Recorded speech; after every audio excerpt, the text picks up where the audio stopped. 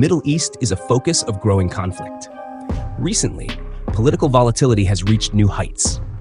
Ismail Haniyeh, the political leader of Hamas, was assassinated in an airstrike in his Tehran apartment shortly after attending the inauguration ceremony of Iranian President Masoud Pezeshkian. Initially, it was claimed that the attack was carried out using a guided missile. The absence of any missile explosion sound at the well-guarded mansion, which was protected by the Iranian Revolutionary Guard, suggested that the attack was conducted using a drone or micro-drone, demonstrating a high level of intelligence. Following Haniyeh's assassination, Iran has openly expressed its desire for revenge. Although Israel has not formally claimed responsibility for this action, Supreme Leader Ali Khamenei stated that Israel would face consequences. Khamenei's direct accusation against Netanyahu's administration drew Washington's attention. In response to the deteriorating situation, the United States strategically stationed the Theodore Roosevelt Carrier Strike Group, CSG, in the Persian Gulf near Iran. This group, composed of the aircraft carrier Theodore Roosevelt and 3 Arleigh Burke-class destroyers, confirmed and reinforced the U.S. military presence in the region. U.S. Defense Secretary Lloyd Austin reiterated the country's unwavering commitment to Israel's security. After the incident, he emphasized that Washington would support Israel if necessary, and also stated that the United States had no prior knowledge or involvement in the incident. In light of these statements, U.S. military preparations near Iran gained attention. The U.S. Navy dispatched the Theodore Roosevelt Carrier Strike Group to the Persian Gulf. This group, which includes the aircraft carrier Theodore Roosevelt and 3 Arleigh Burke-class destroyers, is currently in the Persian Gulf.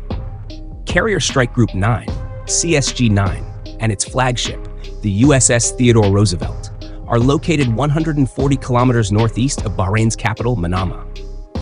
The Theodore Roosevelt is one of the most decorated warships of the post-Cold War era, having received a Joint Meritorious Unit Award, 3 Navy Unit Commendations, 5 Battle Efficiency Awards, 2 National Defense Service Medals, 2 Safety Excellence Awards, and a Global War on Terrorism Expeditionary Medal. Along with this ship, about 5,000 U.S. Navy soldiers are present in the vicinity. It is noteworthy that the United States is closely monitoring both the Persian Gulf and the Mediterranean. Washington states that it is unclear where the threat might come from, and naval forces in the Mediterranean are also on alert. The WASP-ready amphibious group, ARI, is stationed in the Mediterranean, expanding the U.S. military presence in the area. The USS Wasp, USS New York, and USS Oak Hill arrived at Suda Bay, Greece in recent weeks. The WASP ARG has collaborated with the Royal Navy and the Eisenhower Carrier Strike Group in the Eastern Mediterranean. All of the United States' security and deterrence measures have significantly reduced Iran's desire for revenge against Israel. However, it is uncertain what Iran's response to these restrictions will be. Instead of attacking Israel directly, Tehran's leaders might resort to Hezbollah, the most reliable member of the so-called Axis of Resistance. After Haniyeh's assassination, Hezbollah might intensify its attacks on Israel, which could trigger a new regional conflict. Following Haniyeh's death, it is expected that Hezbollah will step up its attacks on Israel. However, Israel claims to be prepared for all these dangers. Israel says it is ready to respond to Hezbollah's attacks. Since Hezbollah cannot afford a full-scale war, it is expected that both sides will try to manage the situation through limited conflict. However, it is possible that Ali Khamenei might carry out his threats directly with the Iranian military, without the need for armed organizations or intermediaries. Khamenei may carry out his warnings through the Iranian Revolutionary Guard Corps or a devastating air attack. According to Iranian officials, military leaders are considering launching a simultaneous attack with drones and missiles against military targets near Tel Aviv and Haifa. Khamenei has ordered the Revolutionary Guard and army leaders to prepare both offensive and defensive measures in case the conflict escalates. The assassination of Haniyeh is seen as a humiliating setback for Iran's security. Haniyeh's prominence, the presence of his associates, and the fact that he was killed on a day of heightened security in Tehran are interpreted as an affront to Iran's security apparatus. This might make Iranian aggression against Israel inevitable. What is the Palestinian response to this? How has Haniyeh's assassination altered the balance between Hamas and the Palestinian Authority? Palestinian President Mahmoud Abbas strongly condemned Haniyeh's death. Abbas called the assassination a cowardly act and a dangerous event, urging the Palestinian people to resist and unite against Israeli occupation. Hussein al-Sheikh, Secretary General of the Executive Committee of the Palestine Liberation Organization, PLO, also condemned Haniyeh's death severely. Sheikh advocated for unity and resistance at a time when Israel intensified its attack on Palestinians. Within Hamas, the incident continues to shock people. Once Hamas officials recover from the shock of Haniyeh's assassination, they will most likely accuse Israel and resume attacks from the Gaza Strip or Rafah. This conduct has the potential to cause larger wars in the Middle East.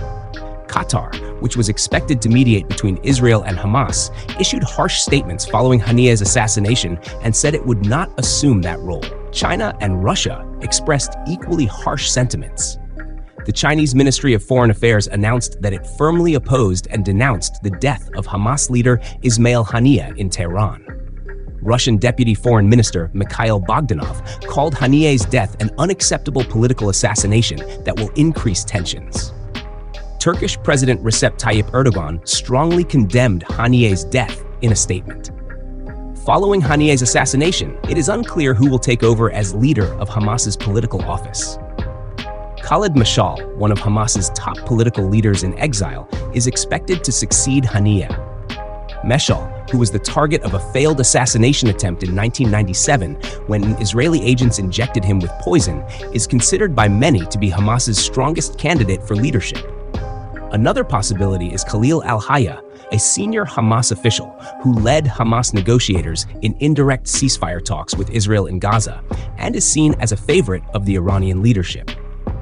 Haniyeh's death deprives Hamas of a popular political presence and is likely to be a significant blow to the organization's efforts abroad.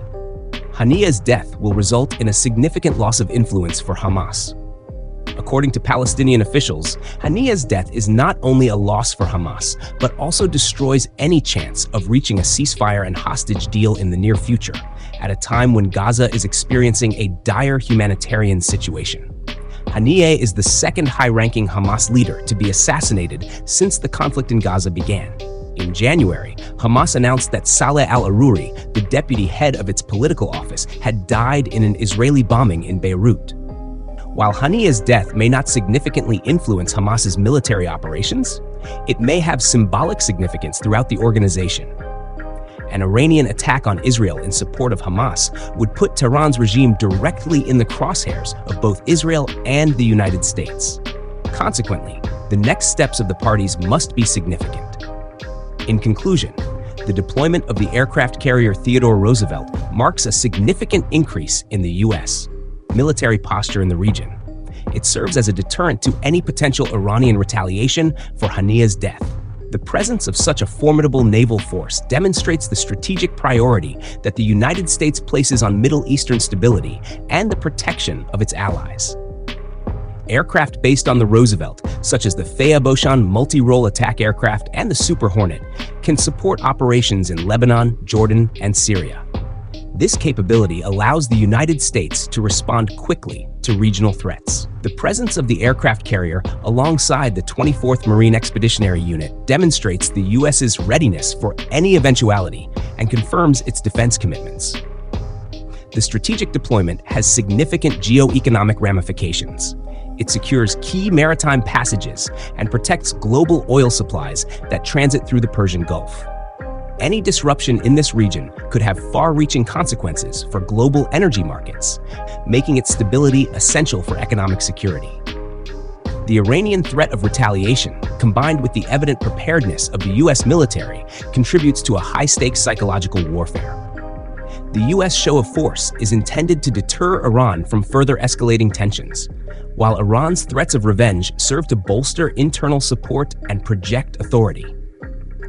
The dual U.S. presence in the Persian Gulf and the Mediterranean, along with the deployment of the Lista-Wasp amphibious group, allows it to project power and provide rapid response capabilities in two critical regions. This enhances the U.S.'s strategic options and serves as a signal to Iran and its allies about the risks of their aggressive behavior. Diplomatic efforts are likely to increase in the wake of Haniyeh's death.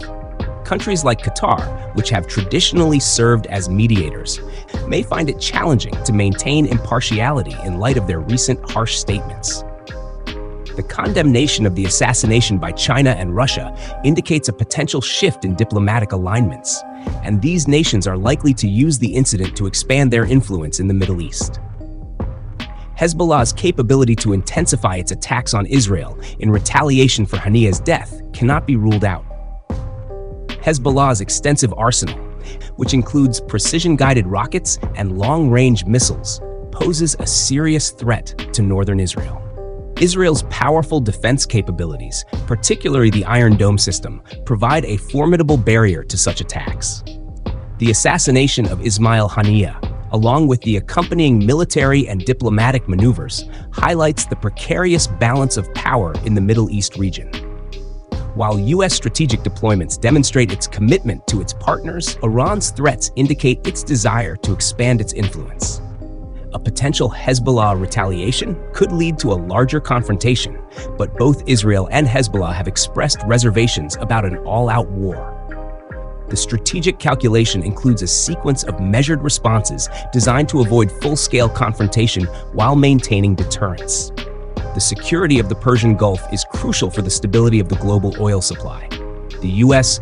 military presence aims to mitigate global economic risks by ensuring that potential disruptions are addressed quickly.